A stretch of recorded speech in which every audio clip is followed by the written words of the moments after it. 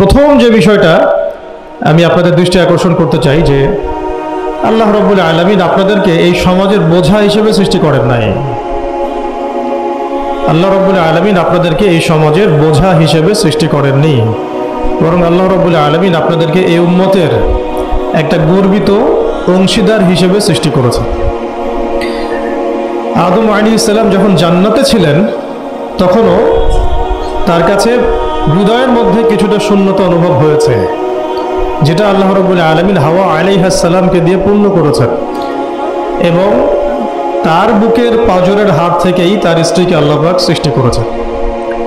এবং উভয়ের প্রতি আল্লাহ পাকের নির্দেশ কিন্তু সমান ছিল। এমন না যে আদম আলাইহিস সালামকে বলা হয়েছে এই গাছের কাছেও যেও না, হাওয়া আলাইহিস সালামকে বলা হয় না, এই ব্যাপারটা কিন্তু এমন নয়, বরং উভয়ের প্রতি সমান আদেশ ছিল। ওয়ালা তাকরাবা হাদিহিশ শাজারা, তাকরাবা শব্দটা দ্বিবচন, তোমরা দুজনের কেউই এই গাছের কাছে যাবে না। অর্থাৎ আল্লাহ পাকের যে আদেশগুলো আসমানি কিতাবের মাধ্যমে আমাদের কাছে এসেছে এগুলো নারী এবং পুরুষের জন্য সমান। ক্ষেত্র বিশেষে কিছু কিছু সূরতে আমলের, চলাফেরার, উসুলের কিছু পার্থক্য আছে, কিন্তু আমভাবে প্রত্যেকটা নসিহত এবং আদেশ কিন্তু নারী পুরুষ সবার জন্য সমান। আমরা যদি চাই যে বাংলাদেশের মাটিতে দিন প্রতিষ্ঠা করতে, তাহলে শুধুমাত্র পুরুষদের ভূমিকা যথেষ্ট না, কোশ্চিনকালেও যথেষ্ট না, কারণ প্রত্যেকটা পুরুষই কোনো না কোনো মায়ের সন্তান, কোনো স্ত্রীর স্বামী, কোনো বোনের ভাই অথবা কোনো মেয়ের বাবা। তাহলে যদি শুধু পুরুষবাচক শব্দে আমরা সমাজ সংস্কার করতে যাই, আমরা ব্যর্থ হব। দুঃখের সাথে বলতে হচ্ছে এটা, কিছু কিছু ক্ষেত্রে আমাদের আত্মসমালোচনার দরকার আছে। আমরা পুরুষদের মধ্যে যে পরিমাণ মেহনত করেছি, করছি এবং করার পরিকল্পনা করছি, তার 50% আমরা মেয়েদেরকে নিয়ে ফিকির করছি না।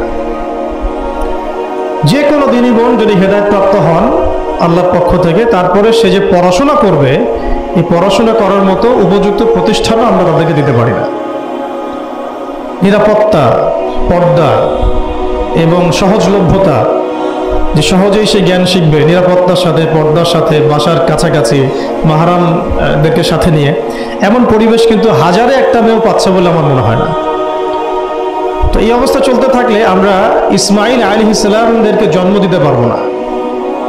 যদি প্রত্যেকটা পরিবারের কর্তা ইব্রাহিম না হন এবং মায়েরা হাজরা আলাইহিস সালাম এবং সারা আলাইহিস সালামের মতো না হন, তাহলে তো ইসমাইলি প্রজন্ম আমরা জন্ম দিতে পারবো না। সেক্ষেত্রে আমরা আল্লাহ পাকের জমিনে দিন প্রতিষ্ঠাও করতে পারবো না। পৃথিবীতে আমাদের কাজটা কি আসলে বল? এই পৃথিবীতে আমাদের কাজটা কি? এক নাম্বার হচ্ছে আল্লাহ পাককে চিনতে শেখা, আল্লাহ পাকের সামনে আত্মসমর্পণ করা, তার নবীর সুন্নতগুলো মেনে চলা, হালাল খাওয়া, একটা আদর্শ পরিবার গঠন করা, সন্তানদেরকে মানুষ করা, দিনের দাওয়াতের কাজ করা এবং দিনটাকে আল্লাহর জমিনে প্রতিষ্ঠার চেষ্টা করা। এছাড়া কি আমাদের কোনো কাজ আছে পৃথিবীতে? বাকি যে কাজগুলো সেগুলো আনুষঙ্গিক এবং সেগুলো ইবাদত হিসেবে গণ্য হবে যদি আল্লাহর জন্য হয় এবং রাসূলের তরিকায় হয়। যেমন কেউ যদি ঘুমায়, ঘুমানোর কাজটাও তো ইবাদত, যদি সেটা রাসূলের তরিকা মোতাবেক হয়। সিম্পল। খাওয়া দাওয়া করা, আমরা আমাদের চাহিদায় খাই, কিন্তু এটাও ইবাদত হিসেবে গণ্য হবে যদি খাওয়ার সুন্নাতটা আমরা ঠিক মতো আদায় করতে পারি। তাহলে প্রতিটা কাজই সুন্নাত এবং ইবাদত হবে যদি আমরা সেটার তরিকা ঠিক রাখি। মূল কাজগুলো কি? মূল কাজগুলো হচ্ছে যে, আবার বলতেছি, মূল কাজগুলো হচ্ছে, এক, এই পৃথিবীতে আল্লাহকে চেনা, আল্লাহকে চিনতে শেখা। দুই, আল্লাহ রাব্বুল আলামিনের সামনে শর্তহীন আত্মসমর্পণ, শর্ত সাপেক্ষে না, একদম নিঃশর্ত আত্মসমর্পণ। তিন, আল্লাহ পাকের সমস্ত হুকুম আহকামগুলো মেনে চলা। চার, রাসূলুল্লাহ সাল্লাল্লাহু আলাইহি ওয়াসাল্লামের আদর্শ প্রত্যেকটা কাজে বাস্তবায়ন করা, সুন্নতের উপর থাকা। পাঁচ, হালাল খাওয়া। ছয়, আদর্শ পরিবার গড়ে তোলা।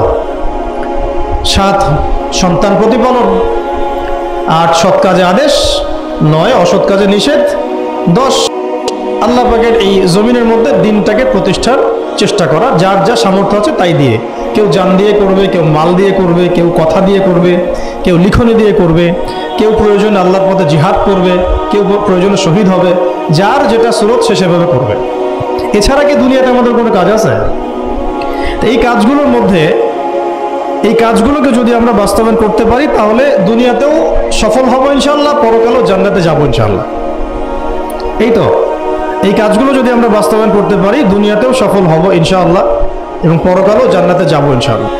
তো এক্ষেত্রে এই গন্তব্য হাসিল করার জন্যে যে কাজটা সবার আগে দরকার, এতক্ষণ যেগুলো বললাম, এই গন্তব্যটা হাসিল করার জন্য সবার আগে যে কাজটা দরকার সেটা হচ্ছে শরিয়াতের একটা ন্যূনতম জ্ঞান অর্জন করা। শরিয়াতের ন্যূনতম একটা জ্ঞান অর্জন করা। শরিয়াতের ন্যূনতম জ্ঞান বলতে আমি কি মিন করছি, কি বুঝাচ্ছি? আমি বুঝাচ্ছি কমপক্ষে আপনাকে বিশুদ্ধ করে কোরআন তেলাওয়াত করা শিখতে হবে, 1 নাম্বার। এর সাথে আপনাকে আরবি ভাষা কিছুটা হলেও শিখতে হবে যাতে আপনি কোরআনটা বুঝতে পারেন। 3 নাম্বার হচ্ছে হাদিস শাস্ত্র পড়ার যোগ্যতা আপনাকে অর্জন করতে হবে, মানে হাদিস পড়াশোনা করতে হবে। 4 নাম্বার নবী সাল্লাল্লাহু আলাইহি ওয়াসাল্লামের পবিত্র সিরাত অর্থাৎ জীবনী, এটা আপনাকে পড়তে হবে। মনে থাকবে তো? লিখে নেন। 5 নাম্বার হচ্ছে, 1 নাম্বার কি বলেছিলাম? বিশুদ্ধ কোরআন তিলাওয়াত। তারপরে বলেছি আরবি ভাষা শিক্ষা করা। তারপরে বলেছি হাদিস পাঠ। তারপরে বলেছি সিরাত পাঠ। 5 নাম্বার হচ্ছে আকীদা বিশুদ্ধ করা। আকীদা বিশুদ্ধ করা। আকীদার অনেক কিতাব আছে এবং আকীদার আর অনেক দার্সও আছে, এটা নিয়ে আমরা পরে আলোচনা করব ইনশাআল্লাহ।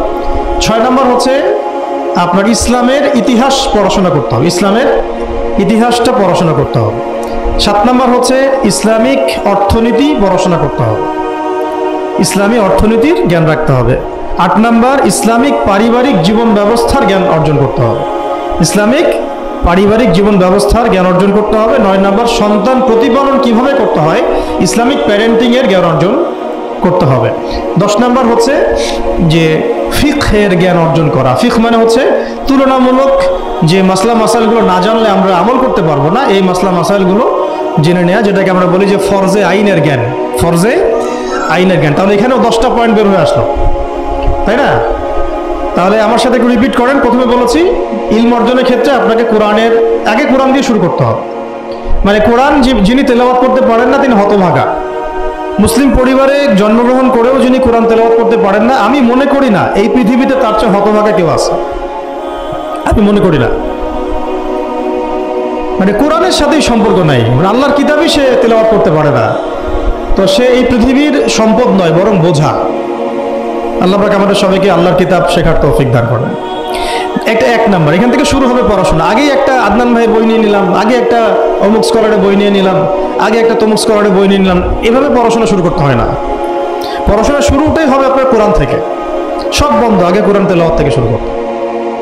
তারপরে আপনি আরবি ভাষায় আসবেন, হাদিস পড়বেন, সিরাত পড়বেন, ইতিহাস পড়বেন, অর্থনীতি পড়বেন, আস্তে আস্তে পড়বেন। এভাবে ফিকহের জ্ঞান, আকীদার জ্ঞান, সন্তান প্রতিপালন, ইসলামিক এই জীবন ব্যবস্থা বা পারিবারিক জীবন ব্যবস্থার জ্ঞানগুলো অর্জন করা। তো ইনশাআল্লাহ আমরা এই জ্ঞানগুলো অর্জনের চেষ্টা করবো তো ইনশাআল্লাহ। এখন কঠিন প্রশ্ন হচ্ছে, এখন আমি তো বললাম একটা তাত্ত্বিক কথা বললাম, এখন আপনিও জানেন আমিও জানি যে এটা আপনি এখন কিভাবে করবেন, কিভাবে করবেন, সম্ভব কিনা আপনার পক্ষে? কারণ এখানে অনেকেই, বেশিরভাগই হয়তো বা জেনারেল ব্যাকগ্রাউন্ডের মানুষ, যারা অনার্সে পড়েছেন, মাস্টার্স পড়েছেন বা এখন ফ্যামিলি লাইফে আছেন, কেউ কখনোই মাদ্রাসার দুয়ারেও যেতে পারেন নাই। এখন যদি আপনি এগুলো শুরু করতে চান তাহলে আপনার সামনে অপশন কি আসলে? আপনি কি আবার শুরু থেকে মাদ্রাসায় ভর্তি হতে পারবেন? উত্তর হচ্ছে না। তাহলে সেকেন্ড অপশন হচ্ছে মাদ্রাসা ভিত্তিক যদি শর্ট কোর্স চালু করা হয়, সেই শর্ট কোর্সগুলো আপনাকে করতে হবে, এছাড়া তো কোনো অপশন নাই। 3 নম্বর আরও প্রশ্ন আসবে, এটা কি আপনি অফলাইনে সব জায়গায় মুভ করে করে করতে পারবেন? উত্তর হচ্ছে না। যদি আপনার অফলাইনে আপনার সামনে কোনো সুযোগ থাকে তাহলে তো ভালো, যে আপনার বাসার পাশে একটা মাদ্রাসা আছে বা আপনার এলাকাতে একটা সুন্দর মাদ্রাসা আছে, এটা থাকলে তো আলহামদুলিল্লাহ এবং ভালো, আমরা চাই সেটাই হোক, কিন্তু সবার ক্ষেত্রে এটা পসিবল হয়ে ওঠে না। এই কারণে অনলাইনের কোর্সগুলোর দিকেও একটু ফোকাস করতে পারেন, ঘরে বসে পর্দার সাথে আপনি কোর্সগুলো করতে পারেন। 4 নম্বর পয়েন্ট হচ্ছে, এই কোর্সগুলো করলেই আবার সব শেখা যায় না, কারণ অনলাইনের কোর্সগুলো তো আপেক্ষিক, এগুলো সব সামনাসামনি বসে তো পড়ানো হয় না, এই কারণে ইফেক্টটা আসে না। এই যে সামনে বসে লেকচার দিচ্ছে, এটার যে ইম্প্যাক্ট, এটা অনলাইন লেকচার শোয়ার ইম্প্যাক্টটা সেম না কখনোই। এই জন্য আমরা সবসময় বলি যে ওস্তাদদের সামনে গিয়ে দার্স নেওয়া আর কি, এই সুযোগটা তো সবাই সবসময় পাচ্ছেন না। এই জন্য আমরা আপনাদের প্রতি আহ্বান করবো এবং আমরাও উদ্যোগ নেওয়ার চেষ্টা করবো, যাতে প্রত্যেকটা বিভাগীয় শহরে, অ্যাটলিস্ট প্রত্যেকটা বিভাগীয় শহরে মেয়েদের জন্য একটা স্বনামধন্য একটা আদর্শ দ্বীনি মার্কাজ প্রতিষ্ঠা করা যায়। যেখানে অফলাইনে আমাদের দিনী বোনরা এসে সপ্তাহে 2 দিন 3 দিন দিন শিখবেন, এতে ইনশাল্লাহ 1 বছর অনলাইনে পড়ার চাইতে বেশি ফায়দা হবে। কিন্তু এই কাজটা আমার একার পক্ষে করা সম্ভব না, ওনার একার পক্ষে করা সম্ভব না। উনি বললাম এটা নিয়ে আবার ঝগড়া করতে পারে, আমাদের উস্তাজার একার পক্ষে করা সম্ভব না, আমাদের প্রিয় উস্তাজার একার পক্ষে করা সম্ভব না, ঠিক আছে? তো এটা আবার আমাদের সবাইকেই হাত লাগাতে হবে। আমার কাছে এত অর্থ সম্পদ নাই, আমার কাছে কোনো জায়গা জমিও নাই, থাকলে আমরা আল্লাহর রাস্তায় ফি সাবিলিল্লাহ দিয়ে দিতাম। যাদের কাছে আছে তারা এগিয়ে আসেন, প্রতিষ্ঠান গড়ে তোলেন, প্রত্যেকটা এলাকায় একটা করে মেয়েদের মার্কাজ গড়ে তোলেন, টিচারদেরকে আমরা ট্রেন করে দেবো ইনশাল্লাহ, সিলেবাস আমরা দিয়ে দেবো ইনশাল্লাহ, মুআল্লিমা আমরা পাঠাবো ইনশাল্লাহ। একটা এলাকার বোনদেরকে যেন বাইরে যেতে না হয়, সেই এলাকার মধ্যেই তারা 100 জন 50 জন বসে বসে দিন শিখবে। সম্ভব না এটা করা? অনেক আগেই সম্ভব ছিল এবং জরুরিও ছিল, কিন্তু আমরা অন্যদিকে বেশি ফোকাস করছি। মেয়েদেরকে সত্যি এখানে আমরা অবহেলার মধ্যেই রেখেছি। এখন আমার মেয়ে হয়েছে বলে আমি খুব কনসিয়াস যে আমি এখন মেয়ে নিয়ে কী করবো, আমার মেয়েকে আমি কীভাবে বড় করবো। এখন তো আমি মেয়েকে পড়তে অন্য কোথাও পাঠাবো না, কারণ সিকিউরিটি কনসার্ন। আমি আমার মেয়েকে কোথাও মেসে থাকতে দিব না, সিকিউরিটি কনসার্ন, এবং আমাদের গায়রতের খেলাফ, ব্যক্তিত্বের খেলাফ। তাহলে আমার মেয়েকে পড়াশোনা করানোর জন্য আমাকেই প্রতিষ্ঠান গড়ে তুলতে হবে, এবং এমন প্রতিষ্ঠান যেখানে আমার মেয়ে দুনিয়াবি জ্ঞানও পাবে, পরকালের জ্ঞানও পাবে। এটা তো অ্যাভেলেবল না। তো অ্যাভেলেবল হবে কখন? যখন সবাই হাত লাগাবো। দেখেন, আমি একটা হাদিস মনে করে দিই আপনাদেরকে, এটা বলতে চাচ্ছিলাম না কিন্তু বলছি। নবী সাল্লাল্লাহু আলাইহি ওয়াসাল্লাম একদিন ঈদের খুতবা দিচ্ছিলেন, এবং ওই খুতবাতে তিনি বলেছিলেন যে, হে মুসলিম নারীগণ, আমি জাহান্নামে দেখে এসেছি যে তোমাদের সংখ্যা বেশি। মুসলিম নারীগণের সংখ্যা বেশি এটাও হাদিসের সঠিক ফাহাম না, মানে পুরো এই উম্মতের মধ্যে নারীদের একটা বড় অংশ জাহান্নামে যাবে এই উম্মতের মধ্যে। তো তোমরা বেশি বেশি সাদাকা করো, তোমরা বেশি বেশি সদকা করো, একটা খেজুরের টুকরা দান করে হলেও জাহান্নাম থেকে বাঁচো। তো এটা বলার পরে বেলাল রাদিয়াল্লাহু আনহু একদিক থেকে আরেক দিক হাঁটছিলেন, সাথে একটা কাপড় ছিল। নারীরা তাদের কেউ গলার হার, কানের দুল, হাতের মানে চুড়ি, এগুলো সোনার সব খুলে খুলে দান করছিলেন। মেয়েদেরকে সাদাকার মধ্য দিয়ে জাহান্নাম থেকে বাঁচতে হবে, সদকা করার মধ্য দিয়ে মেয়েদেরকে জাহান্নাম থেকে বাঁচতে হবে। আজকে যদি আপনি একটা প্রতিষ্ঠান গড়ে দিয়ে যেতে পারেন, এটা যদি আরো 50 বছর সাস্টেইন করে, এই 50 বছর এখানে যত মানুষ দিন শিখবে, সমস্ত মানুষের ইলমের নেকি আপনি পাবেন। আমরা কিন্তু সবাই ব্যক্তি স্বার্থ নিয়ে চিন্তা করি, দুনিয়ার স্বার্থটাকে বেশি প্রাধান্য দেই। আমার 500 জায়গা আমি দিয়ে দিব, আপনি দিচ্ছেন না, বরং আপনি পরকালের জান্নাতের একটা জায়গা আপনি সার্টিফাইড করছেন। কে জানে, হয়তো এই ওসিলে আপনার জান্নাতের ফয়সালা হয়ে যেতে পারে। কেউ 10% জমির মধ্যে একটা মসজিদ করেছে, হতে পারে এই মসজিদের ওসিলায় আল্লাহ পাক তাকে জান্নাত দিতেও পারে। কেউ একটা মাদ্রাসা প্রতিষ্ঠা করেছে, এখানে হাজার হাজার স্টুডেন্ট পড়াশোনা করছে, কে জানে হয়তো এই ওসিলায় আল্লাহ পাক তাকে পরকালে জান্নাত দিতে পারেন। তো সাদাকা, এগিয়ে আসা এবং শিক্ষা খাতে নিজেদের জানমাল, অর্থ সম্পদকে ব্যয় করা আমাদের একার পক্ষে এখন আর এগুলো সম্ভব না। হ্যাঁ, যদি আমার কাছে রাষ্ট্রীয় কোনো ক্ষমতা থাকতো বা শিক্ষা বিভাগের কোনো ক্ষমতা থাকতো, তাহলে প্রত্যেকটা মসজিদ ভিত্তিক আমরা মেয়েদের আলাদা শিক্ষার ব্যবস্থা করতাম। মসজিদ ভিত্তিক, প্রতিষ্ঠানের প্রয়োজনই নাই, মসজিদের মধ্যে একটা আলাদা কর্নার করে ফেলা যায় মেয়েদের জন্য স্বতন্ত্র, এখানে কোনো পুরুষের এন্ট্রেন্সই থাকবে না। মেয়ে শিক্ষিকা, মেয়ে ভলান্টিয়ার সবই মেয়ে, এবং ওস্তাদদেরকে দিয়ে এখানে ফরজে আইন থেকে শুরু করে তাদেরকে একদম মওলানা পর্যন্ত পড়ানো সম্ভব। উদ্যোগ নেওয়া হয় নাই বিগত 30 বছর 40 বছর। তো ইলম অর্জনের পথে আবার এরকম প্রতিবন্ধকতা আসবে, সেগুলোকে ফেস করার বা সেগুলো সলভ করার জন্য আমাদেরকে কিন্তু ফিকির করতে হবে। আর এই ফিকিরটা 1-2 মানুষের কাঁধে চাপিয়ে দিয়ে আপনি কিন্তু দায়মুক্ত হতে পারবেন না। যেমন আজকে সেমিনার এখানে করেছি, আপনারা চাইলে কিন্তু এই ধরনের সেমিনার আপনাদের এলাকাতেও করতে পারেন, সেখানে গেস্ট হিসেবে তাদেরকে ডাকতে পারেন। দাওয়াতের মেহনত শুরু হয়ে গেল। যদি বসে থাকেন যে প্রত্যেক 2 মাস পর পর ওস্তাদরা আয়োজন করবেন এবং আমরা যাব, তো এটা তো তখন এককেন্দ্রিক কাজ হয়ে গেল। তার রেজাল্টটা কিন্তু মানে সামান্য রেজাল্ট পাবেন আপনি, আর যদি সবাই হাত লাগান রেজাল্টটা বেশি হবে। তা আমি আপনাদেরকে উদ্বুদ্ধ করতে চাই যে দিনের পথে আপনারা দাওয়াতের মেহনতে নেমে আসেন, এমনকি দিন প্রতিষ্ঠার সংগ্রামে আমাদের পাশে দাঁড়ান। কিন্তু এর আগে যোগ্যতা অর্জন করেন, যোগ্যতাটা ইলমি যোগ্যতা। আল্লাহ পাক আপনাদেরকে বোঝার তৌফিক দান করে নেন। এটা 1 নম্বর। এবং ইলমের পথে প্রতিবন্ধকতার কথাগুলো বললাম, এগুলোকে ফেস করার এবং এগুলোকে যেন রিকভার করতে পারি আমরা, সেই তৌফিক আল্লাহ আমাদের জন্য সবাইকে দান করেন। তো একটা মানে খুব খুশির সংবাদই বলবো আপনাদেরকে দিতে চাচ্ছি যে আমরা এই মিরপুর উত্তরার এই এলাকাটার মধ্যে আমরা চেষ্টা করছি যে অফলাইনে এরকম 2-1টা দিনই মার্কাজ প্রতিষ্ঠা করার। আপাতত ভাড়াতেই, এবং ইনশাআল্লাহ অল্প সময়ের মধ্যে আমরা ঢাকা শহরে, ইনশাআল্লাহ ঢাকা শহরে হোক অথবা ঢাকা শহরের একটু সাইডেই হোক, আমরা নিজস্ব জায়গা কিনে প্রতিষ্ঠান করে দেখাবো ইনশাআল্লাহ। এবং আমাদের পরিকল্পনা হচ্ছে একদম ফ্রম দ্য ভেরি বিগিনিং, এই নুরানি থেকে শুরু করে, প্লে গ্রুপ থেকে শুরু করে আস্তে আস্তে গ্র্যাজুয়ালি দাওরা হাদিস এবং মাস্টার্স পর্যন্ত নিয়ে যাওয়া, দুটাই যেন থাকে। এবং আমার পরিকল্পনা হচ্ছে মাস্টার্সের পরে আমাদের ছেলেমেয়েরা যেন বড় বড় ফ্যাকাল্টিগুলোতে পড়াশোনা করতে পারে, ওই রাস্তাগুলো খুলে দেয়া। তো এই কাজগুলো আমার একার পক্ষে আসলে সম্ভব না। আপনারা যদি এগিয়ে আসেন সবাই, দিনী ভাইরা, দিনী বোনরা এবং আমাদের বিত্তশালী যারা আছেন, যাদেরকে আল্লাহ পাক সৎ হৃদয় দিয়েছেন এবং দান সৎকা করার মতো মানসিকতা দিয়েছেন, ইনশাআল্লাহ আসেন একসাথে হাত লাগে কিছু করি, আল্লাহ পাক করার তৌফিক দান করেন। আর এই দেশের এই সময়টা, দেশের চলমান এই সময়টা আমাদের জন্য দিনের কাজ করার একটা উর্বর সময়। এখন যদি আমরা এই বিষয়গুলো গুছিয়ে নিতে পারি, ইনশাআল্লাহ আগামী 10 বছর পরে ভালো ফলাফল পাবো ইনশাআল্লাহ। আমার মেয়ের বয়স আজকে থেকে 10 বছর পরে হবে 11 বছর। তো 11 বছর বয়সে আমি আয়েশাকে কোথায় দেখতে চাই, মারিয়ামকে কোথায় দেখতে চাই, ঠিক আছে, আমি আমার মেয়ে খাদিজাকে কোথায় দেখতে চাই, এটা আমাকে এখন থেকে ফিকির করতে হবে। রেডিমেড কিছুই পাবেন না, এই যুগ রেডিমেড আপনাকে কিছু দিবেই না। যদি মনে করেন একটা স্কুল প্রতিষ্ঠান চাচ্ছে রেডিমেড, যেখানে বাচ্চাকে ঢুকাবো ওকে আলেমা বানিয়ে বের করে দিবে, এমন কোনো প্রতিষ্ঠান আপনি পাবেন না। রেডিমেড কিছু হয় না, নিজের অনেক কন্ট্রিবিউশন লাগে এখানে। শুধু প্রতিষ্ঠান, শুধু কিতাব কখনোই একজন ব্যক্তির ভবিষ্যৎ গড়তে পারবে না। শুধু প্রতিষ্ঠান, শুধু কিতাব পারবে না।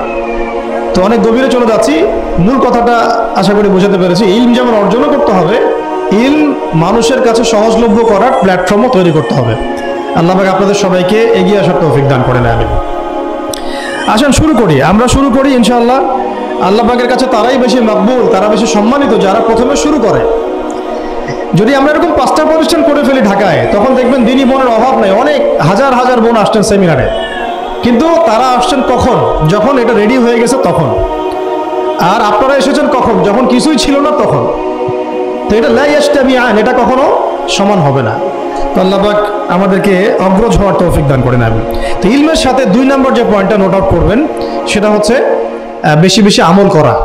আমলবিহীন ইলমের কোনো মূল্য নাই, আমলবিহীন ইলমের কোনো মূল্য নাই। এখন আমল করাটা কি খুব কঠিন? আমি আপনাদেরকে আমার ওস্তাদের একটা কথা বলি। আমার ওস্তাদ আমাদেরকে শিখিয়েছেন, বলেছেন যে আমল প্রতিদিন করা, অল্প হলেও প্রতিদিন করা। প্রতিদিন আপনি 10 পারা পড়তে পারবেন না হয়তো, ঠিক আছে, 2 পৃষ্ঠা পড়েন। প্রতিদিন আপনি হয়তো 20টা হাদিস পড়তে পারবেন না, 2টা হাদিস পড়েন। প্রতিদিন হয়তো আমরা তাহাজ্জুদ, চাশত, আওয়াবিন, ফরজ, সুন্নাহ সব একসাথে হয় না, তাই না?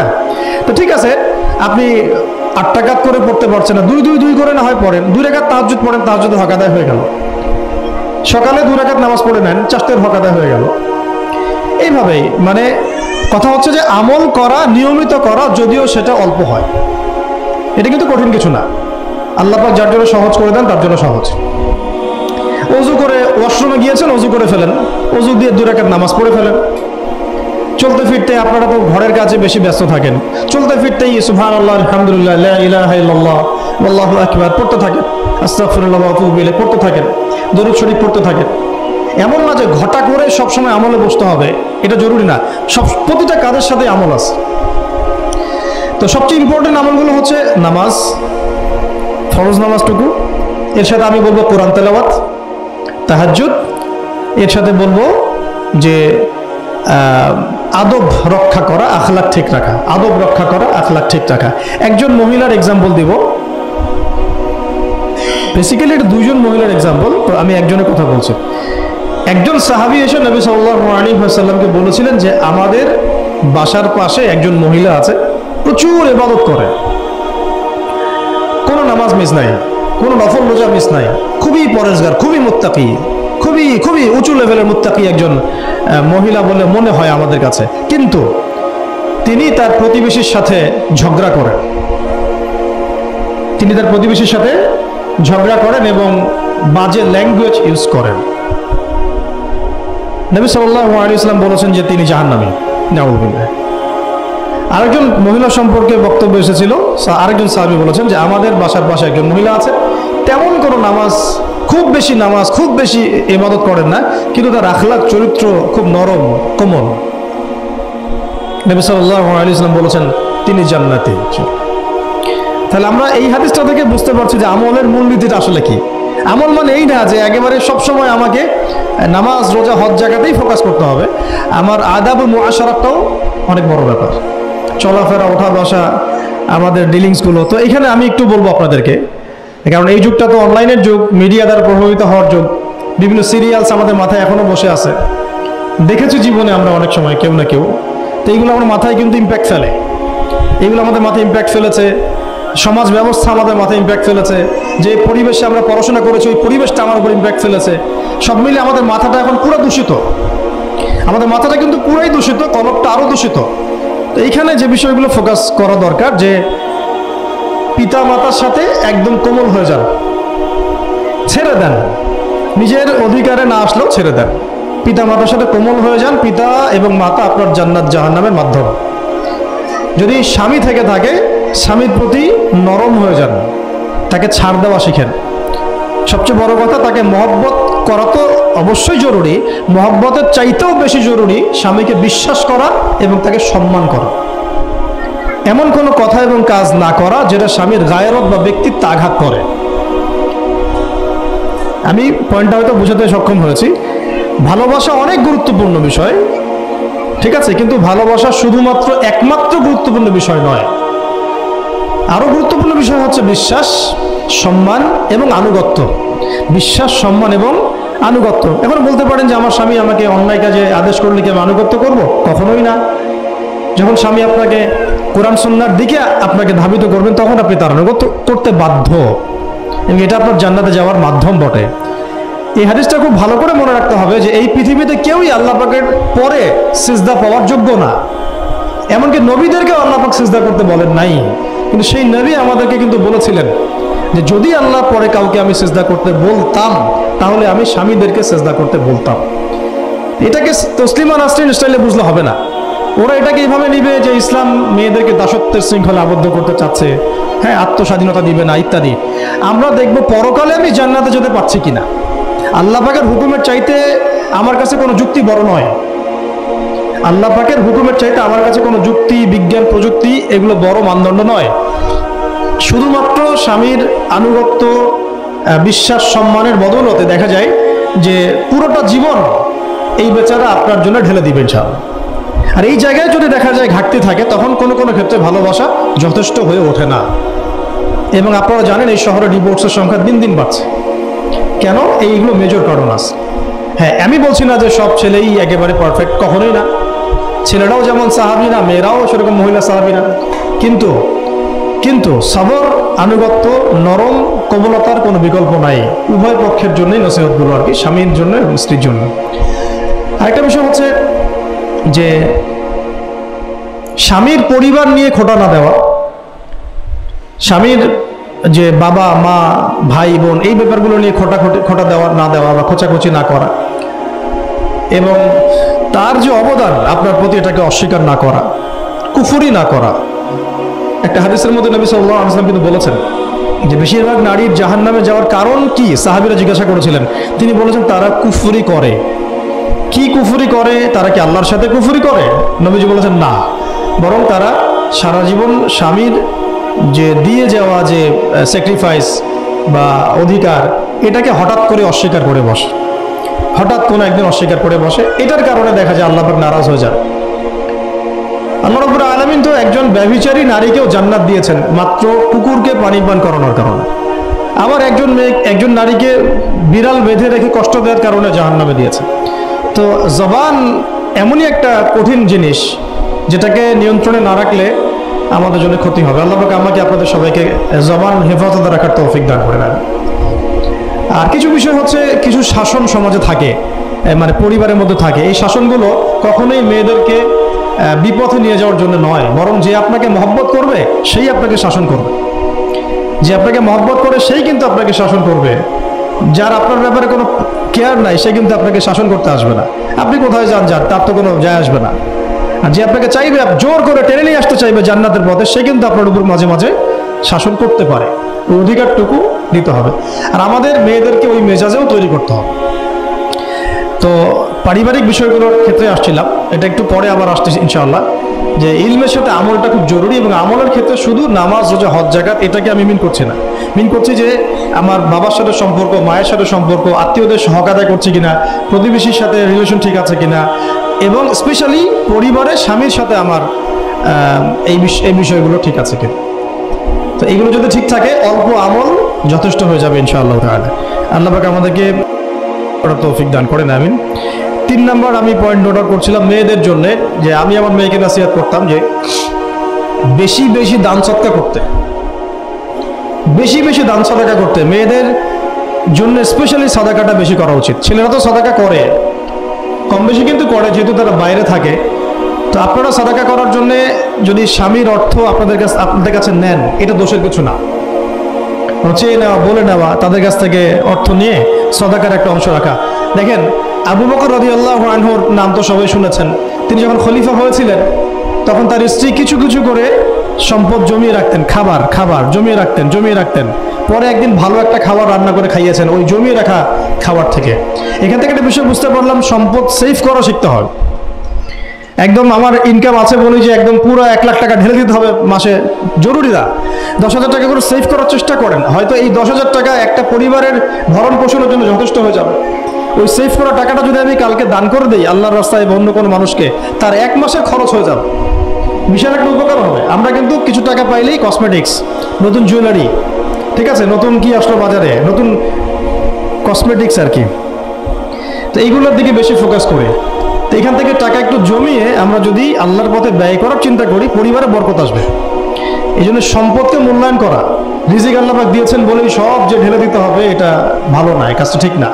আল্লাহ পাক আজকে আপনাকে হয়তো 1 কোটি টাকা দিয়েছেন, কালকে আল্লাহ না করুক 1000 টাকার জন্য মানুষের কাছে হাত পাততে বাধ্য করতে পারেন আল্লাহ পাক। এমনও কিন্তু দিন আসতে পারে, দিন সবসময় সমান থাকে না। আজকে আপনার কাছে 1 কোটি টাকা আছে, কিছু মনে হচ্ছে না, কালকে কে জানে, আল্লাহ না করুক, যে 1000 টাকা কারো কাছে চাইতে হচ্ছে, 1000 টাকার জন্য ঠেকে গেছেন, হতে পারে না। তো রিজিককে মানুষ তাজিম না করলে রিজিক দূরে চলে যায়। দুটো বিষয় খেয়াল রাখবেন, দুটো বিষয়। এক হচ্ছে মাঝে মাঝে মনের মধ্যে কিছু আমল করার ইচ্ছা আসে না, মনে হলো যে আচ্ছা একটু 10টা আয়াত পড়ি, মনে হয় না, মাঝে মাঝে এমন মনে হয় না। ওই সময় এই যে মনের মধ্যে যে এই ইরাদাটা জাগ্রত হওয়া, এটাকে আমরা বলি ওয়ারিদ। অন্য ভাষায় আপনি বলতে পারেন মেহমান। কি বলতে পারেন? এটা আল্লাহর পক্ষ থেকে আপনার কলবের মধ্যে মেহমান হিসেবে এসেছে। এখন আপনি যদি আমলটা করেন, সেই মেহমান বারবার আপনার কলবে আসবে। যদি আপনি ওই সময় আমলটা না করেন, মেহমান চলে যাবে, মেহমান অসম্মানিত হলে পরে আর আসবে না। একইভাবে রিজিক আল্লাহ পাক দিয়েছেন, এর তাজিম যদি করতে পারেন রিজিক বেশি আসবে। রিজিকের তাজিম সম্মান করতে না পারলে রিজিক আসবে না, বেশি কমে যাবে। উসমান রাদিয়াল্লাহু আনহু সবচেয়ে ধনী ছিলেন না? কেন জানেন? কেন? এটা কি জানেন কেন ধনী ছিলেন? একে তো তিনি প্রচুর দান সদকা করতেন, এটা তো আপনারা জানেনই। আরেকটা জিনিস অনেকে জানে না, তিনি উটের পিঠে বসেছিলেন, কিছু একটা খাচ্ছিলেন, এই 2-1টা দানা পড়ে গেছে নিচে। উটের পিঠ থেকে নেমেছেন, নেমে সেই দানা উঠিয়েছেন, পরিষ্কার করেছেন, ধুয়েছেন, আবার খেয়েছেন। তার এই 2-4টা দানার কোনো কিন্তু মানে পরোয়া না করলেও চলে, তার প্রচুর অর্থ সম্পদ আছে। এত অর্থ সম্পদ যে তাবুক যুদ্ধের দিন 30,000 সেনাবাহিনীর দায়িত্ব নিয়েছেন। 30,000 সেনাবাহিনীর দায়িত্ব নিয়েছেন। সেনাবাহিনী যাবে, থাকবে, খাবে, তাবু টাঙাবে, সব দায়িত্ব তার। 30,000 সেনাবাহিনীর দায়িত্ব নেওয়া কি চারটাখানি কথা? তো এই সাহাবী এই কয়েকটা খাবারের দানা উঠিয়ে খেলেন। নবী সাল্লাল্লাহু আলাইহি ওয়াসাল্লাম বলেছিলেন যে তোমাকে আল্লাহ পাক রিজিক বাড়িয়ে দিবেন না কেন? তুমি রিজিকের যে তাজিম, যে সম্মান তুমি করো, এর বদৌলতে আল্লাহ পাক তোমাকে বেহিসাব রিজিক দিবেন। স্যার, 2টা বিষয় খেয়াল রাখবো। আমলের মেহমান হৃদয়ের মধ্যে আসলে তাকে ফিরায় না দেওয়া, তাহলে সেই মেহমান কিন্তু আর আসবে না। মেহমানকে মূল্যায়ন করলে মেহমান বারবার আসবেন স্যার। আর রিজিকের তাজিম না করলে রিজিক কিন্তু আপনার ঘরে বেশি বেশি আসবে না। এমনি তো হারামের যুগ, এমনি সুদের যুগ, এমনি ঘুষের যুগ। অলমোস্ট এভরি ফ্যামিলি সুদখোর এখন, অলমোস্ট এভরি ফ্যামিলি। মেয়েরা স্পেশালি যারা শাশুড়ি টাইপের, আপনারা মাইন্ড করেন না, তাদের সাইকোলজি যে এতই নিচে নেমে গেছে এখন, যে আমার মেয়ে জাহান্নামে যায় যাক, হ্যাঁ আমার মেয়ে জাহান্নামে যায় যাক, সমস্যা নাই, দুনিয়াতে সে যেন ভালো থাকে। এটা কেন বললাম?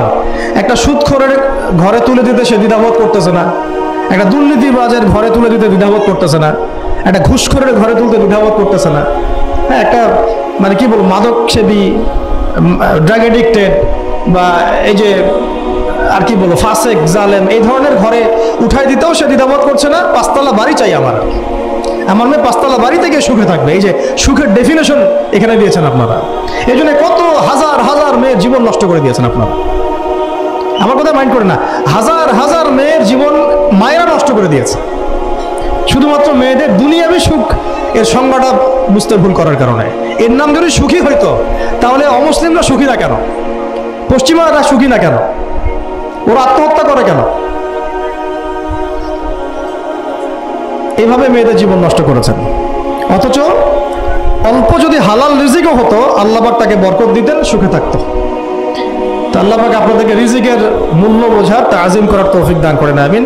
তো অনেক ভিতরে ভিতরে চলে যাচ্ছে আমি, সময় আমাদের হাতে আরো শর্ট হয়ে আসতেছে। তো এখানে একটা কথা বলে দিব যে রিজিকের প্রসঙ্গ যেহেতু আসছে, যে হালাল খেতে হবে আমাদেরকে, হারামের দ্বারস্থ হওয়া যাবে না। আপনার স্বামী যদি হারাম খায় আপনি স্বামীকে বুঝান, তাকে ওই চাকরি ছেড়ে দিতে আপনি উৎসাহিত করেন। আমি আপনাদেরকে একটা অনেস্টির সাথে একটা কথা বলি, যত এই যে প্রশাসনে যত ঘুষখোর আছে, ঠিক আছে, যত দুর্নীতিবাজ আছে, যত মাদক সেবী আছে, মাদকের ব্যবসায়ী আছে, যত সুদখোর আছে, এরা সবাই কেন এই খারাপ কাজগুলো করে জানেন? তার স্ত্রীকে ভালো রাখার জন্য, তার মাকে ভালো রাখার জন্য, তার সন্তানদেরকে ভালো রাখার জন্য। তাহলে স্ত্রী হিসেবে, সন্তান হিসেবে, মেয়ে হিসেবে আপনি বলবেন যে আমাদের এইসব ভালোর দরকার নাই আব্বু, হে আমার প্রিয় স্বামী আমার এসব ভালোর দরকার নাই, হে আমার ছেলে আমার এসব ভালোর দরকার নাই, তুই হালাল পথে থাক, ওইখানে তুই আমাকে ডাল ভাত খাওয়া, আমি খুশি আছি। এইভাবে আপনারা তাদেরকে মোটিভেট করেন, দেখবেন সমাজে হারাম কমে গেছে ইনশাআল্লাহ। আর হারাম খাওয়া এই ছেলে মেয়েগুলোও কিন্তু মানুষ হবে না। হারাম খাওয়াতে ছেলে মেয়েগুলো রক্ত মাংস গড়ে উঠছে, এরাও কিন্তু মানুষ হবে না। আল্লাহ পাক আমাদেরকে হালাল খাওয়ার তৌফিক দান করেন, এবং হালালের জন্য আপনাদের ভূমিকা অনেক বেশি। আমরা উত্তরবঙ্গ সহ দেশের বিভিন্ন জায়গায় সফর করে যেটা দেখেছি, যত সুদী এনজিও আছে না, এনজিওগুলোর মধ্যে মহিলাদের নামই বেশি, জানেন? মহিলাদের নাম বেশি সুদী এনজিওতে। তো এই দাওয়াতগুলো আমরা মা বোনদেরকে দিতে চাই যে কোন অবস্থাতে যেন হারাম রিজিকের দিকে আপনারা না ধাবিত হন, এবং রিজিকের তাজিম করেন, পরিবারের মধ্যে হৃদ্যতা ভালোবাসা বজায় রাখেন, একে অপরকে বিশ্বাস সম্মান এবং শ্রদ্ধা করেন। ইনশাআল্লাহ তাআলা আপনাদের পরিবারও সুখী হবে, রিজিকও সুন্দর হবে এবং রিজিকে বরকত হবে ইনশাআল্লাহ। এরপরে আমি আর দু একটা পয়েন্ট নোট করেছি, বলে শেষ করে দিচ্ছি যে এটা স্পেশালি আমি আমাদের ওইসব দিনই বোনদেরকে বলতে চাচ্ছি যে বোনেরা এখনো বিয়ে শাদী করেন নাই। সেটা হচ্ছে যে বিয়ে করার আগেই দিনের বেসিক লেখাপড়া শেষ করেন। এত পাগল হওয়ার দরকার নেই। আগে চরিত্র হেফাজত হচ্ছে না, রোজা রাখেন, ঠিক আছে? দিনই পড়াশোনা আগে শেষ না করে বিয়ে করতে যায় না। বহু আলেমা যারা মাদ্রাসা লাইনের ছাত্রী ছিল, দিনই পড়াশোনা শেষ না করে বিয়ে পিড়িতে বসার কারণে কেরিয়ার ধ্বংস হয়ে গেছে। বিয়ে পরে করেন, আগে পড়াশোনাটা, তুলনামূলক পড়াশোনাটাকে শেষ করে নেন। তুলনামূলক পড়াশোনা শেষ করতে 18 থেকে 20 বছরের বেশি লাগে না। যদি আপনি শুরু থেকে শুরু করেন, একদম 18 থেকে 20 বছর হতে হতে আপনার পড়াশোনা মোটামুটি শেষ হয়ে যাবে। আর যে সাবজেক্টগুলো বললাম আমি, ওইগুলোই বেসিক পড়াশোনা। এখন এটা হয়তো সবার ভাগ্যে নসিব নাও হতে পারে, সেক্ষেত্রে বিকল্প অপশন আমরা যাব। কিন্তু আগে মূলনীতি হচ্ছে একটা লেভেল পর্যন্ত পড়াশোনা করার পরেই বিয়ে করেন, কারণ বিয়ের পরে আপনার যত রেসপন্সিবিলিটি আসবে, এটা তখন পড়াশোনা মেনটেন করা এতটাও সহজ না, প্রায় অসম্ভবের পর্যায়ে পড়ে যায়। আর দু একটা বাচ্চা কাচ্চা হয়ে গেলে তো তখন আর কোনো কথাই নাই। তাহলে আপনারা কি আমাদেরকে আয়েশা রাদিয়াল্লাহু আনহার মতো একটা প্রজন্ম দিতে পারবেন না? যদি এটা আপনাদের উদ্দেশ্য হয়, সেক্ষেত্রে কি পড়াশোনা শুরু থেকে করা উচিত না? এখন এই সুযোগটা আমাদের সব বন্ধুদের সামনে হয়তো থাকে না, এই জন্য আমরা বললাম যে বিকল্প অপশনগুলোতে আপনারা দিন শেখার চেষ্টা করেন। আর এরপরে যখন বিয়ে করবেন, পড়াশোনা মোটামুটি শেষ হয়েছে, বিয়ে করবেন, এখন 18-20 বছর বয়স হয়ে গেছে। এখন আল্লাহর ওয়াস্তে দুনিয়াবি বিষয়কে সর্বোচ্চ অগ্রাধিকার দিয়েন না, আজীবন পস্তাবেন, এবং একবার পস্তানো শুরু করলেই পস্তানো আজীবনও শেষ হবে। তখন মেইল করে মেসেজ করে করে লাভ হবে না, কারণ আপনি বিয়ের আগে দিনকে প্রাধান্য দেন নাই, বরং দুনিয়াকে প্রাধান্য দিয়েছিলেন। আপনি বিয়ের আগে দিনকে প্রাধান্য দেন নাই, বরং দুনিয়াকে প্রাধান্য দিয়েছেন। যখন আপনি সবসময় পরকালকে, আল্লাহকে, তার রাসূলকে প্রাধান্য দিবেন, দিনকে প্রাধান্য দিবেন, দুনিয়া আল্লাহই গুছিয়ে দিবেন। আর যখন আপনি মানে দুনিয়াকে সর্বোচ্চ অগ্রাধিকার দিবেন, দিন আপনার কাছ থেকে দূরে সরে যাবে। দিনের একটা গায়রত আছে, একটা ব্যক্তিত্ব, দিনের একটা স্বতন্ত্র গায়রত আছে, সে সবার কাছে ধরা দেয় না। যেটাকে মূল্যায়ন করে তার কাছেই দিন আসে, যেটাকে মূল্যায়ন করে না তার কাছে দিন আসে না। দিনদার ছেলেকে প্রাধান্য না দিয়ে বিয়ে করতে যায় না, জীবনটা ধ্বংস হয়ে যাবে। হ্যাঁ, আমি বলছি না দিনদার ছেলে মাদ্রাসাতেই থাকে না, জেনারেল লাইনেও থাকতে পারে, ডক্টরও হতে পারে, ইঞ্জিনিয়ারও হতে পারে, কিন্তু এটা বাহ্যিকভাবে এটাকে জাস্টিফাই করাটাও ডিফিকাল্ট। কিছু কিছু ক্রাইটেরিয়া দেখে আপনি একটু আন্দাজ করতে পারেন, পুরোপুরি হয়তো কখনোই বুঝতে পারবেন না। সেটা হচ্ছে দিনের প্রতি তার ফিকির কেমন, দিন নিয়ে তার কাজ কেমন, তার লাইফস্টাইল কেমন, তার পরিবার কেমন, কোন পরিবেশে সে বড় হয়ে উঠেছে, তার একাডেমিক্যাল সার্টিফিকেট কেমন, তারপরে তার দাওয়াতের মেহনতে অ্যাক্টিভিটিস আছে কিনা, বা ব্যবসা হালাল কিনা, বা চাকরির হালাল কিনা, নামাজ ঠিক আছে কিনা, তার মধ্যে সুন্নাহ আছে কিনা। এইগুলো কিছু কিছু বাহ্যিক সাইন যেগুলো দেখে আমরা একটা আইডিয়া নিতে পারি। তারপরে বলবো যে এখানে 100% আপনি এনশিওর হতে পারবেন না, ওইটা আল্লাহ পাকের হাতে। তো ওইটাও যদি এনশিওর করতে চান তাহলে কি করতে হবে? তাহলে নিজেকে দিনদার হতে হবে। আমি নিজে যদি ভালো দিনদার হই তাহলে ইনশাআল্লাহ আল্লাহ পাক আমাকে দিনদার স্ত্রী দিবেন। নিজে দিনদার না, তাহলে কি রেডিমেড দিনদার ছেলে আসবে? কখনোই আসবে না। দোয়া করতে হবে, রব্বানা হাব লানা মিন আজওয়াজিনা ওয়া যুররিয়াতিনা কুররাতা আয়ুন ওয়াজআলনা লিল মুত্তাকিনা ইমামা। দোয়া করতে হবে যে রব্বি হাবলি মিনাস সালিহিন, রব্বি হাবলি মিন লাদুনকা যুররিয়াতান তাইয়্যিবা ইন্নাকা সামিউদ দুআ। এই বিষয়গুলো দিকে খেয়াল রাখবেন। আর শরীয়তের মেজাজ মাথায় রাখা, শরীয়তের মেজাজের কথাটা আজকে এই জন্য বলছি যে আমরা আমাদের দেশে যে প্রবলেমটা দেখি, ইসলামের পূর্ণাঙ্গ বিষয়গুলো মানুষ মাথায় রাখতে চায় না। ইসলামে যেমন নামাজ, রোজা, হজ, যাকাত আছে, ইসলামে কিন্তু দাওয়াত, তাবলীগ, জিহাদও আছে, তাই না? ইসলামে কিন্তু শরিয়া আইনও আছে, হুদুদ, কিসাস আছে, ইত্যাদি আছে।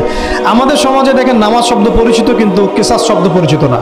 কিসাস মানে কয়জন জানেন যে কিসাস শব্দ অর্থ কি? অনেকেই জানে না। কিন্তু কিসাস একটা কোরআনের একটা ফান্ডামেন্টাল বিধান, যে কেউ যদি আপনার চুরি করে হাত কেটে ফেলতে হয়, কেউ যদি ব্যভিচার করে বেত্রাঘাত করতে হয়, বিবাহিত হলে রজম করতে হয়, কেউ যদি মুরতাদ হয় তারও মৃত্যুদণ্ড শাস্তি আছে, কেউ সাতেমে রাসূলকে গালি দিয়েছে তারও মৃত্যুদণ্ড আছে। এরকম অনেক বিধান আছে, হুদুদ এবং কিসাস আছে। হত্যার বদলে হত্যা, চোখের বদলে চোখ, জানের বদলে জান। আমাদের সমাজে এগুলো পরিচিত না। নামাজ পরিচিত কিন্তু, তাসবিহ তাহলিল পরিচিত, ঠিক আছে? এরকমই সমাজেও বহু বিবাহ এটা অপরিচিত। হ্যাঁ, আপনি একটা বিয়ে করে বাইরে 4টা 5টা 6টা মেয়ের সাথে খারাপ সম্পর্ক করলে সমাজ এটাকে প্রমোট করে, এটাকে কাছে আসার গল্প নাম দেয় আর কি। কিন্তু একটা মেয়ের পুরো জীবনের রেসপন্সিবিলিটি আপনি নেবেন হালালভাবে, তখন সমাজ আপনাকে বাঁকা চোখে দেখবে এবং বিতর্কিত করবে। তো আমরা এখনো ওই ইসলামের ওই মেজাজে যাইতে পারি নাই। আমার মেয়েকে বড় করার সময় এটা তার মাথায় ছোট থেকে দেওয়া উচিত যে হ্যাঁ, ইসলামে কিন্তু বহু বিবাহের ব্যাপারও আছে, ওকে ওইভাবেই ওই মেজাজেই বড় করা উচিত। এখানে আরেকটা প্রশ্ন আসতে পারে যে এটা তো ঐচ্ছিক। অবশ্যই ঐচ্ছিক, কেউ চাইলে করতে পারে, কেউ চাইলে নাও করতে পারে, সবার উপর এটা ফরজ না, কখনোই না। এবং এটাকে আমরা বড় স্কেলে এটাই সুন্নত এটাও বলতে পারবো না। ওইটা একটা নির্দিষ্ট প্রেক্ষাপটে অ্যাপ্লাই করার বিষয় ছিল। যেমন উহুদের যুদ্ধ হয়ে গেছে, অনেক মেয়ে এতিম হয়ে গেছে, এখন এই মেয়েগুলোর দায়িত্ব কে নিবে? বহু বিবাহের ব্যাপারটাতে আসলো তখন সূরা নিসার আয়াত যে তোমরা এখন পছন্দ হলে মাসনা সুলাসা রুবা করতে পারো। এটা কাউকে ফরজ করা হয় নাই, কার উপরে ফরজ করা হয় নাই। যার সামর্থ্য আছে তোমরা করতে পারো, খালাস। ওই মেয়েগুলোর দায়িত্ব নিয়ে নেওয়া হলো রাষ্ট্রীয়ভাবে, এবং তারা সম্ভ্রম পেল, সম্মান পেল, গার্ডিয়ানশিপ পেল, তাদের সমস্ত অধিকার ফিরে পেল। এটা ইসলামের একটা বিধান আছে। একেবারে এটাকে বাদ দিয়ে এটাকে অস্বীকার করা, কুফরি করলে কিন্তু কোরআনের সাথে আপনার কুফরি হয়ে যাবে। আপনার নিজস্ব রুচিবোধ থাকতে পারে যে আমি এটাকে পছন্দ করি না, সেটা আপনার ডিসিশন, এটা কোনো সমস্যার কিছু নাই। এমনকি ইসলাম আপনাদেরকে বলেছে যে মেয়ের অনুমতি ছাড়া তাকে বিয়েও দেওয়া যাবে না। সবার নিজস্ব জায়গা থাকতে পারে, কিন্তু ইসলামের প্রত্যেকটা বিধানকে মাথায় রাখা যে এটা ইসলামের একটা অংশ। না হলে আমরা অনেক সামাজিক সমস্যার সমাধান দিতে পারবো না। বাংলাদেশে এখন 6 লক্ষ মেয়ে আছে যারা এতিম, অবিবাহিতা, বিধবা, আরও বেশি। আমরা রাষ্ট্রীয়ভাবে তাদের কোনো ব্যবস্থা করতে পারবো না, সম্ভব না। তো এখানে মেয়েদেরকে, যেহেতু মেয়েদের মধ্যে আমি কথাগুলো বলছি, এই জন্য আমি এই কথাটা টাচ করলাম যে ইসলামের পূর্ণাঙ্গ বিষয়গুলো আমাদের মাথার মধ্যে রাখা, যে আমাদের যেন এমন কোনো বিষয়কে অস্বীকার করে না বসে যেটা আবার আমাকে ইমান থেকে বের করে দিবে। আমার নিজের আমল না হতে পারে, আমি নিজে সেটা পছন্দ না করতে পারি, বা আমার মতামত থাকতে পারে, সেটা আলাদা ইস্যুস, কিন্তু ইসলামের বিধানগুলোকে আমরা কোনোভাবে যেন ডিনাই করতে না যাই, এটা আমাদের মাথায় রাখতে হবে। আর এটা সমাজের কল্যাণের জন্যই আল্লাহ রাব্বুল আলামিনের পক্ষ থেকে একটা এখতিয়ার দেওয়া হয়েছে। আর দুটা বিষয় বলে শেষ করে দিচ্ছি, সেটা হচ্ছে ওই যে ইলমের কথা বলেছিলাম শুরুতে, এর সাথে আমি আমার ব্যক্তিগত জীবন থেকে বলছি, আর 3টা জিনিস ইলমের সাথে খুব বেশি কানেক্টেড, এটা মাথায় রাখবেন। একটা হচ্ছে আদব। একটা কি? আদব। আদব রক্ষা করতে না পারলে ইলম অর্জন করতে পারবেন না। তাই আদব রক্ষা করার জন্য আমাদেরকে ওই জেনারেল লাইনে পড়াশোনার মেজাজটা ত্যাগ করে আসতে হবে। আমরা ওইখানে যে মেজাজে পড়াশোনা করি, ওই মেজাজটা আমাদেরকে একটু কর্পোরেট হতে শেখায়। মানে আমি বেতন দিয়েছি 500 টাকা, আমি 500 টাকার ক্লাস পাইলাম না কেন, তাই না? মেজাজটা এরকম আর কি। অথচ এখানে ওস্তাদের দোয়া নেওয়ার জন্য আমাদেরকে সিরিয়ালে দাঁড়িয়ে থাকতে হবে। এটা হচ্ছে এই প্ল্যাটফর্ম, এটা হচ্ছে ওই অন্য জায়গা। এখানে একজন নবী হয়েও মুসা আলাইহিস সালাম যুগের পর যুগ হাঁটছেন এমন একজন ব্যক্তির সাক্ষাতের জন্য যিনি তার চেয়ে বেশি জ্ঞানী। তার নাম খিদর আলাইহিস সালাম, যিনি তাকে সাথে নিতে চাচ্ছেন না। তিনি বলছেন যে ইন্নাকা লান তাস্তাতিআ মাইয়া সাবরা, তুমি তো আমার সাথে ধৈর্য ধরতে পারবে না। কিন্তু মুসা আলাইহিস সালাম তারপরও চললেন, বারবার প্রশ্ন করলেন, কিন্তু শেষ পর্যন্ত সম্পর্ক কিন্তু নচ্ছেদ হয়ে গেল। মনে আছে কি? হাদিস সূরা কাহফের কথা বলছি। তো এটা হচ্ছে এই ইলমের জায়গাটা এমন একটা ইলমের জায়গা যেখানে আদব রক্ষা না করলে ইলম পাওয়া যাবে না। আরেকটা বিষয় হচ্ছে তাসকিয়া, ইলম অর্জন করে উস্তাদের কাছ থেকে দোয়া নেওয়া এবং আত্মশুদ্ধি অর্জন করা। মনের মধ্যে কোনো হিংসা না রাখা।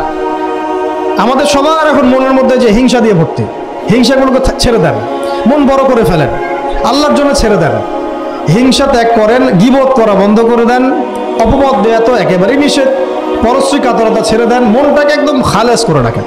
একজন সাহাবী সম্পর্কে নবীজি বলছেন, এই যে এখন যে সাহাবী ঢুকবে মসজিদে ও জান্নাতি, সবাই আগ্রহ নিয়ে বসে আছে, কে এসে ঢুকলেন জান্নাতি। পরের দিনও সেম কথা, এখন যে ঢুকবে সে জান্নাতি। সেম সাহাবী ঢুকলেন, পরের দিনও সেম কথা, এখন যে ঢুকবে সে জান্নাতি।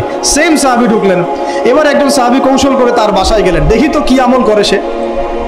তো দেখলেন তো রাত্রেবেলা তাহাজ্জুদও উঠতেছে না, এশার নামাজ পড়ে ঘুমায় গেছে, ফজরের নামাজে উঠলো। 3 দিন থাকলেন, 3 দিন সেম। তখন তিনি বললেন, আচ্ছা ভাই, তোমার ব্যাপারে নবীজি এরকম মন্তব্য করেছেন, তোমাকে তো এমন কোনো খাস আমল করতে দেখলাম না। তো তিনি বলছেন, আচ্ছা একটা বিষয় হতে পারে, আমি অত বেশি আমল হয়তো করি না, কিন্তু আমি যখন ঘুমাতে যাই আমি সবাইকে মাফ করে দিয়ে ঘুমাই। মন ফ্রেশ, মনটা থেকে সব বের করে দেওয়া, এটা তাসকিয়া, এটা ইলমের সাথে সম্পৃক্ত। আল্লাহ পাক আমাদের সবাইকে এই বিষয়গুলো বোঝার তৌফিক দান করেন, আমিন। আর এরপর আমি বলবো যে সন্তান প্রতিপালনে যত্নশীল হন, কারণ এরপরে তো আমাদের অ্যাসেট তারাই। এবং মেয়েদেরকে আমি বলবো যে আপনারা বেশি বেশি সন্তান নেবেন। কে শিখাইছে একটা বাচ্চা নিতে হবে, 2টা বাচ্চা নিতে হবে? এগুলো বোগাস কথাবার্তা পশ্চিমারা শিখাইছে। আর নবী সাল্লাল্লাহু আলাইহি ওয়াসাল্লাম কি বলেছেন? আমি সেই নারীদেরকে নিয়ে গর্ব করব যেই নারীরা বেশি বেশি সন্তান জন্ম দিতে পারে। আমি আমার উম্মতের সংখ্যা নিয়ে গর্ব করব। হ্যাঁ, সবার ফিজিক্যাল কন্ডিশন এক না হতে পারে, কিন্তু এই মানসিকতাটা ত্যাগ করতে হবে যে আমার একটাই, 2টি সন্তানের বেশি নয়, একটি হলে আরো ভালো হয়। এইসব পশ্চিমা তন্ত্রমন্ত্র বন্ধ করতে হবে, ঠিক আছে? এরপরে বলবো যে মিডিয়া দিয়ে, আচ্ছা, এই সন্তান প্রতিপালনের ক্ষেত্রে একটা কথা বলে দিই যে প্যারেন্টিং এর অনেক বই বাজারে বের হয়েছে, প্যারেন্টিং টিপস আছে। এই প্যারেন্টিংটা নিয়ে আলাদা ইনশাআল্লাহ একদিন সেশন করবো, এখানে অনেক কথা বলার আছে।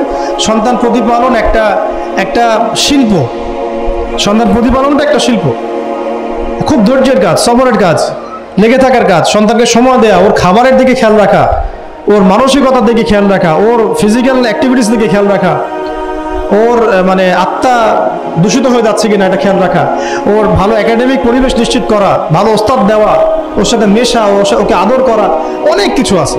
এটা নিয়ে ইনশাল্লাহ আমরা একদিন আরেকটা সেশন করবো ইনশাল্লাহ। সন্তান প্রতিপালনের সাথে আমি বলবো যে প্রচলিত যে মিডিয়াগুলো, এই জি বাংলা, স্টার জলসা, এই যে পিছনে লেখা আছে যে অপসংস্কৃতি, এক কথায় বিজাতীয় অপসংস্কৃতি, এই মিডিয়াগুলো বাসা থেকে বন্ধ করে দেন। বাসায় থেকে টেলিভিশন ভেঙে ফেলে দেন একেবারে, টেলিভিশনের দরকার নেই বাসা। অনলাইনে আমরাও কিছু কিছু ক্ষেত্রে আসলে আমরাও অনলাইনের মধ্যে ডুবে গেছি।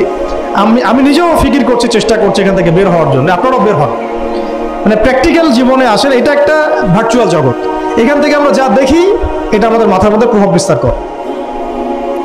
বহু সামাজিক ঘটনা এবং পারিবারিক অঘটন এই ফেসবুক ইউটিউব থেকে হচ্ছে। এই কন্টেন্টগুলো দেখা আমাদেরকে বন্ধ করতে, বাস্তবতার সাথে এগুলো কোনো সম্পর্ক নাই।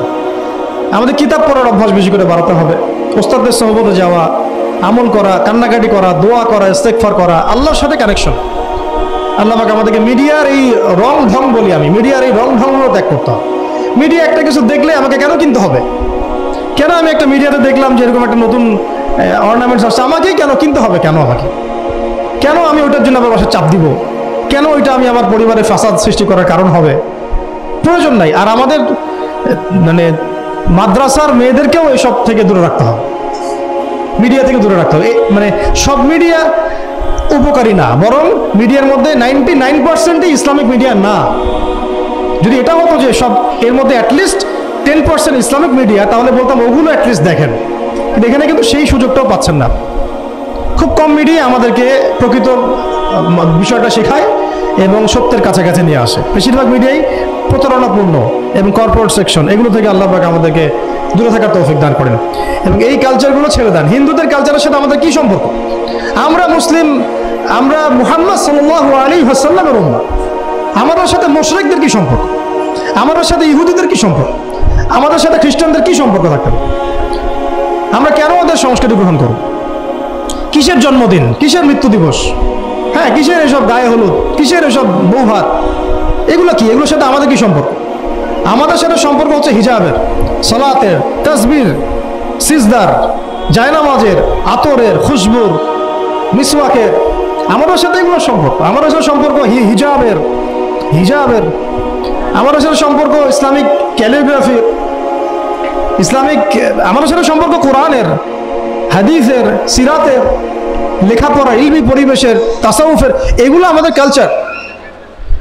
তো কালচার খুব ইম্পর্টেন্ট। কালচার থেকে দূরে সরে গেলে আমাদের আকীদা নষ্ট হয়ে যায়। আল্লাহ পাক আমাদেরকে আমাদের কালচার ধরে রাখার তৌফিক দান করেন। আর দুটো কথা হচ্ছে, হিজাবে কঠিন হন, হিজাব একটু কঠোর হয়ে যান। এটা নিয়ে হয়তো আলোচনা শুনেছেন আপনারা, আমি জানি না পয়েন্টে এসেছিল কিনা। তো হিজাবে আরো অনেক কঠিন হতে হবে আমাদেরকে, আস্তে আস্তে আরো। একবারে তো হয়তো আপনারা সবকিছু শক্ত করে ধরতে পারবেন না, অ্যাটলিস্ট আপনার ধারাবাহিকতা বজায় রাখ। হিজাবে অনেক কঠিন হওয়ার চেষ্টা করি। আমাদের অনেক দিদি বোনকে আমরা একটু ক্যাজুয়াল দেখি হিজাবের ব্যাপারে, এটা থেকে আপনার বের হওয়ার তৌফিক দান করেন, আমিন।